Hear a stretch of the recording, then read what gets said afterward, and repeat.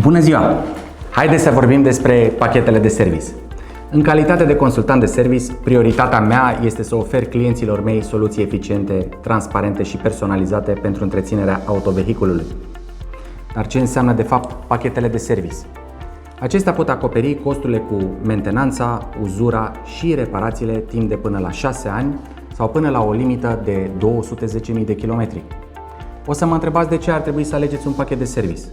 Nimic mai simplu, pentru că beneficiați de multe avantaje. Iată câteva dintre acestea. Confort pe termen lung, adică planificați și optimizați costurile pentru întreținerea autovehiculului și beneficiați de tarife avantajoase comparativ cu serviciile achitate individual. Acces la serviciuri autorizate și piese originale, predictibilitate și transparență. Plătiți o rată fixă, fără costuri neprevăzute. Creșterea valorii de revânzare a autovehiculului datorită întreținerii exclusiv în conformitate cu standardele Mercedes-Benz. Timp câștigat. Nu mai așteptați după factură sau după plata ei. Pachetele de service sunt flexibile și pot fi personalizate în funcție de nevoile autovehiculului dumneavoastră, fie că doriți doar revizii sau un pachet Complete Care.